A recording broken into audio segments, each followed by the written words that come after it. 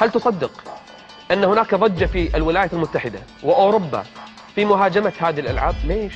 ايش صاير؟ ايش فيهم؟ دول الغرب مؤتمرات صحفية تعقد وندوات تلفزيونية وقضايا ترفع الآن مرفوعة قضايا كثيرة في المحاكم ضد هذه الألعاب ومصنعيها ومنتجيها وبائعيها. ليش؟ ايش فيهم؟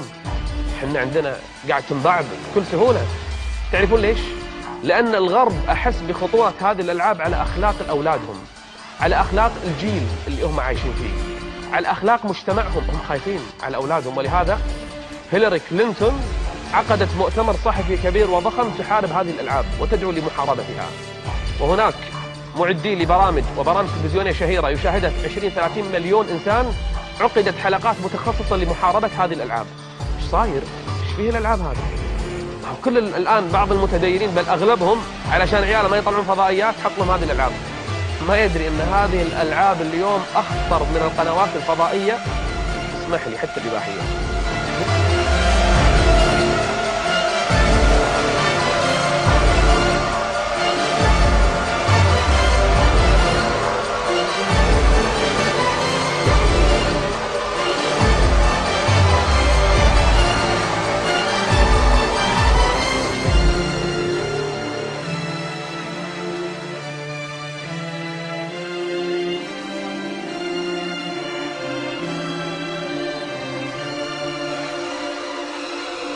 أنا أتكلم عن شنو؟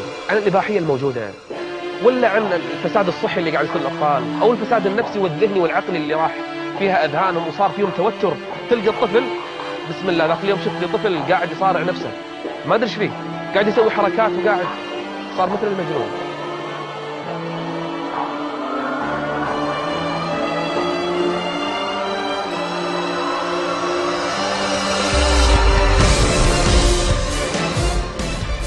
المصيبة الطامة الأكبر إن بعض هذه الألعاب الولد حتى يوصل لهذه المرحلة الإباحية اللي يفعل فيها الفاحشة، اللي يدخل ملها ليلي.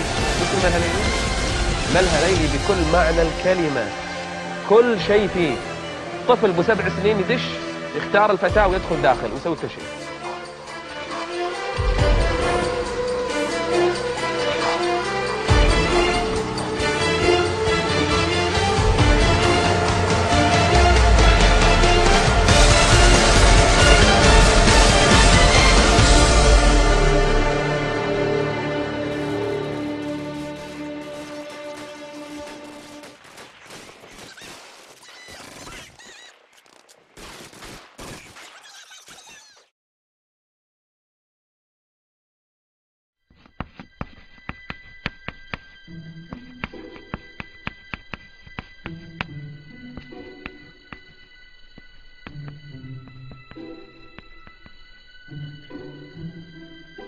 How best to say this?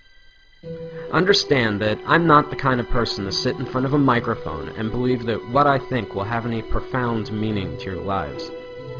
But you see, although what I have to say may upset a few of you, a few months ago I had one of those life-changing moments that forced me to realize that I've made a lot of stupid mistakes in my life.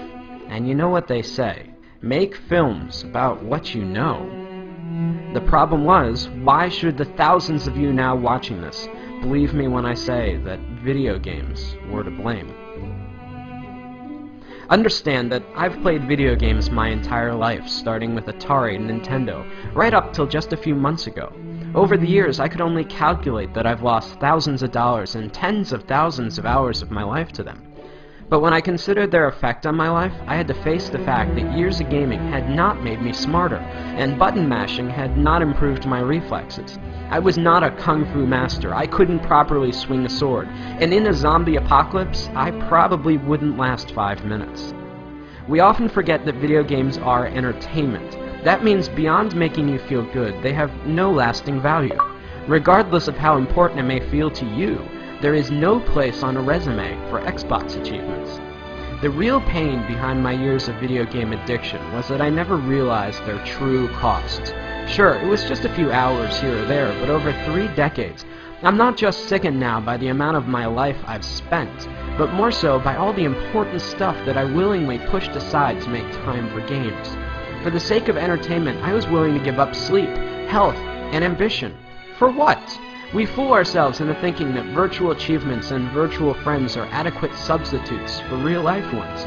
To be blunt, video gamers seem to be fine giving up their real lives for simulated ones, full of depression and loneliness. I know the true cost of gaming are all those lost years that I could have spent with friends, creating art, or being a better husband. 3 months ago, I had to face the facts that I was alone, overweight, and divorced. If there's a moral to this lecture, it's that as much as we may want one, life does not have continues. For much of my life, I was eager to trade away countless opportunities, friendships, and love for experiences that don't really exist. I guess what I'm saying is, it took me a long time to figure all this out, and along the way, I missed out on a lot of life. At the risk of sounding like an after-school special, don't allow something as stupid as video games consume the best years of your life at the expense of all the greatness you could achieve. Consider this my promise. That's a mistake I don't plan to make again.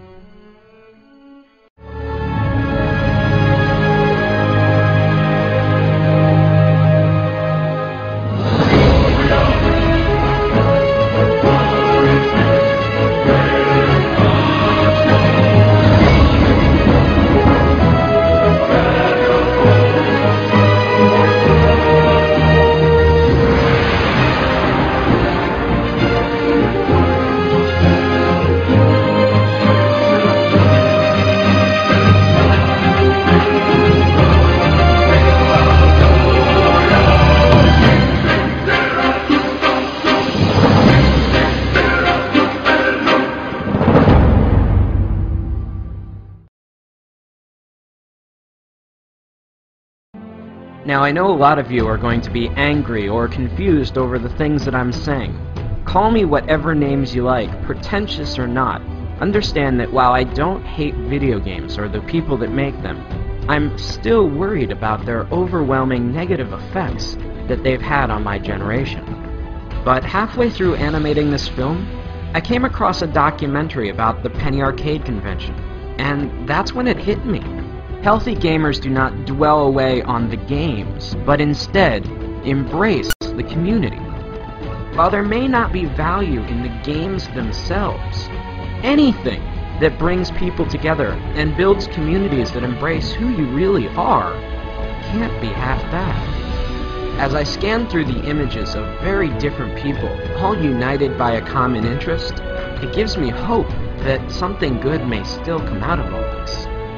We are the first generation forced to find a balance between letting technology improve our lives or risk allowing it to dominate us. In reality, does Warcraft or Facebook improve your social life, or are you sitting at home alone? Either way, the only thing I know is that I'll never find out sitting alone in front of my TV, and neither will you.